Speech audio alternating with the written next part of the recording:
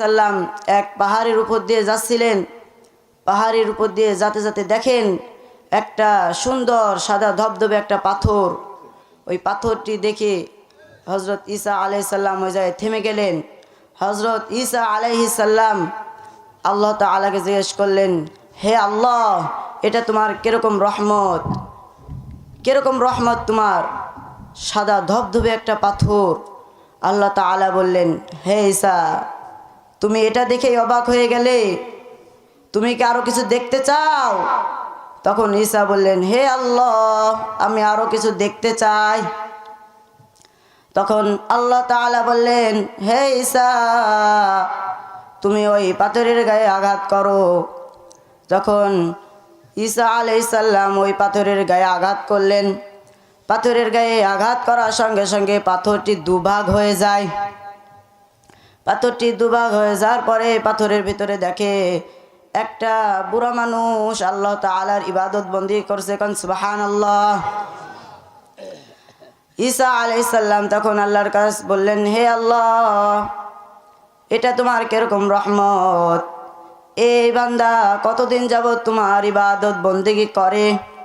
তখন আল্লাহ তাআলা বললেন, হে ঈসা, তুমি জিজ্ঞেস করো সে কতদিন যাবত আমার ইবাদত বন্দেগী করছে। তখন ঈসা আলাইহিস সালাম ওই ব্যক্তিকে জিজ্ঞেস করলেন, হে আল্লাহর বান্দা, আপনি কতদিন যাবত এই জায়গায় আল্লাহ তাআলার ইবাদত বন্দেগী করেন? তখন সে বলল, আমি এই জায়গায় 80 বছর ধরে ইবাদত বন্দেগী করছি। তখন ঈসা আলাইহিস সালাম আল্লাহকে বললেন, হে আল্লাহ, আমি তো মাত্র কয়েক বছর ইবাদত বন্দেগী করছি, এ তো আমার চাইতেও বেশি নেকি কামাই ফেলছে। তখন আল্লাহ তাআলা বললেন, হে ঈসা, তুমি এটার দিকে অবাক হয়ে যাও। আমি পৃথিবীর শেষ মুহূর্তে একটা আমি নবী দিব। ওই নবীর উম্মত যারা যারা হবে, ওই নবীর উম্মতরা একটা রাত্রি শুধু ইবাদত বন্দেগী করবে, 83 বছরের সওয়াব পাবে। কোন সুবহানাল্লাহ। ও 80 বছর ধরে ওই বান্দা 80 বছর ধরে ইবাদত বন্দেগী করছে, আর আমরা মাত্র একটা রাত্রি ইবাদত বন্দেগী করব, তার চাইতেও 3 গুণ বেশি পাবো। তখন ঈসা আলাইহিস সালাম চোখের পানি এড়ে দিয়ে আল্লাহর কাছে বলেন, হে আল্লাহ, আমি আপনার কাছে একটা দোয়া করতে চাই।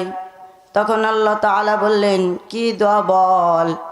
তখন ঈসা আলাইহিস সালাম বললেন, হে আল্লাহ, ওই নবীর উম্মত না হয় আমাকে মৃত্যুবরণ দিয়েন না। আল্লাহ তাআলা বললেন, যা, তোকে আমি কবুল করে নিলাম। ঈসা আলাইহিস সালামকে আল্লাহ তাআলা আসমানে তুলে নিয়েছেন। আবারও আমাদের মাঝে ঈসা আলাইহিস সালাম আবারও আসবেন। ঈসা আলাইহিস সালাম নবী ছিলেন, নবী ছেড়ে আমাদের মতো সাধারণ উম্মত হওয়ার জন্য আসমানে উঠে গেছে। আর আমরা উম্মত হওয়ার পরেও ওই নবীর কথা শুনি না। ওই নবী কি জিনিস, নবীর কথা শুনলে মোরে আনন্দ লাগে না, কিছু ভালো লাগে না। হযরত মুহাম্মদ মুস্তাফা সাল্লাল্লাহু আলাইহি সাল্লাম, তিনি যে কেমন বড় একটা নবী ছিলেন, আমাদেরকে হযরত মুহাম্মদ মুস্তাফা সাল্লাল্লাহু আলাইহি সাল্লাম কি শিক্ষা দিয়ে গেছেন। আমাদের নবী যেমনভাবে জিন্দেগি গঠন করতে বলেছেন, আমরা যদি ওই জিন্দেগি গঠন করি আমাদের জীবনটা ভালো হয়ে যাবে। হযরত মুহাম্মদ মুস্তাফা সাল্লাল্লাহু আলাইহি সাল্লামের কাছে এক সাহাবী যখন আসেন, ওই সাহাবী এসে হযরত মুহাম্মদ মুস্তাফা সাল্লাল্লাহু আলাইহি সাল্লামের কাছে জিজ্ঞেস করেন, হে নবী, আপনার পরে আমি কার ইবাদত বন্দেগী করব? তখন আল্লাহর রাসূল বলেন, আমার পরে তুমি তোমার মার ইবাদত বন্দেগী করবে।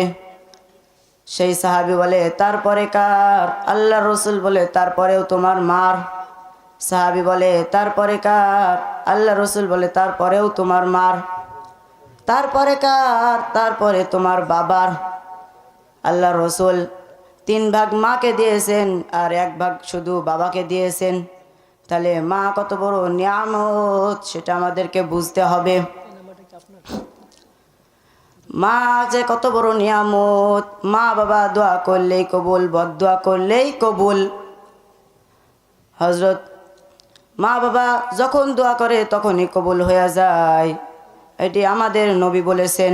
এটা কি মিথ্যে কথা হওয়ার কথা? এটা মিথ্যা কথা নয়।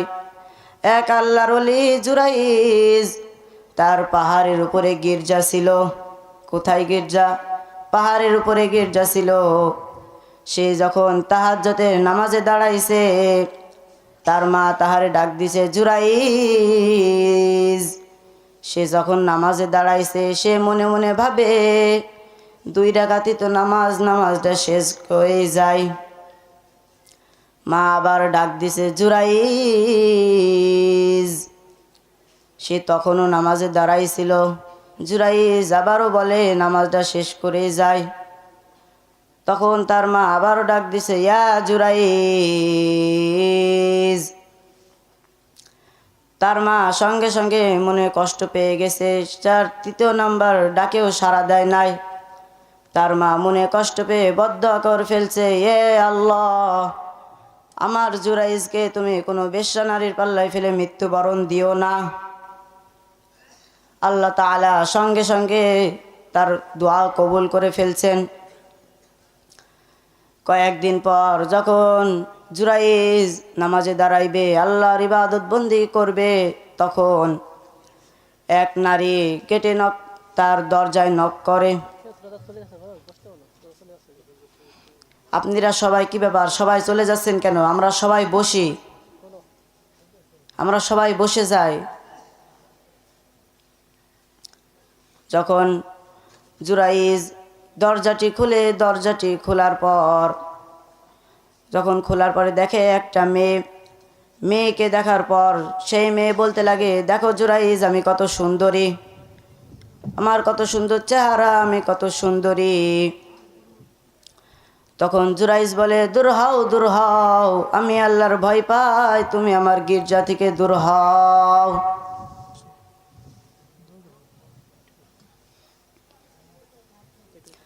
যাদের হৃদয়ে আছে আল্লাহর ভয়, তারা কবু পথ ভুলে যায় না। আল্লাহর প্রেম ছাড়া এই দুনিয়ায় কারো কাছে কোনো কিছু চাই না।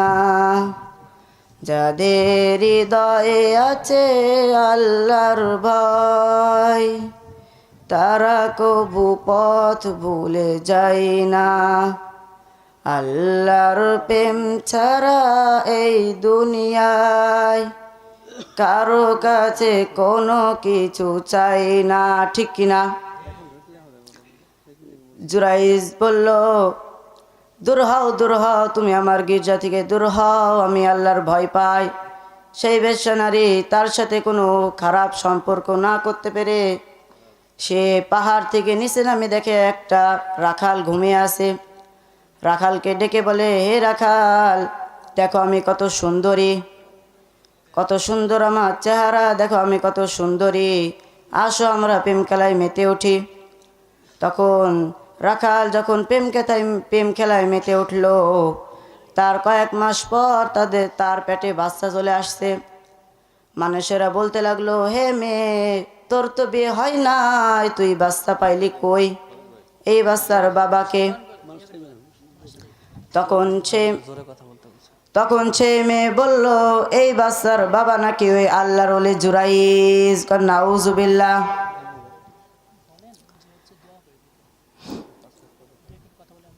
ওই যখন জুরাইজের নাম দিল, তখন সব মানুষেরা বলতে লাগলো, তারাও জুরাইজ তোমার খবর লিখছি।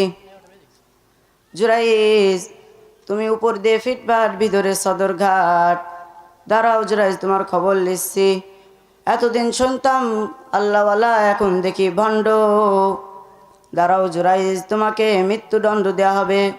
সবাই যে যখন জুরাইজকে মারতে মারতে তার গির্জা ভেঙে নিচে নামালো।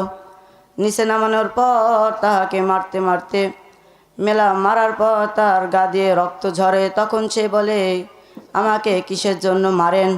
তখন সবাই বলল, তোকে মৃত্যুদণ্ড দেয়া হবে। তখন সে বল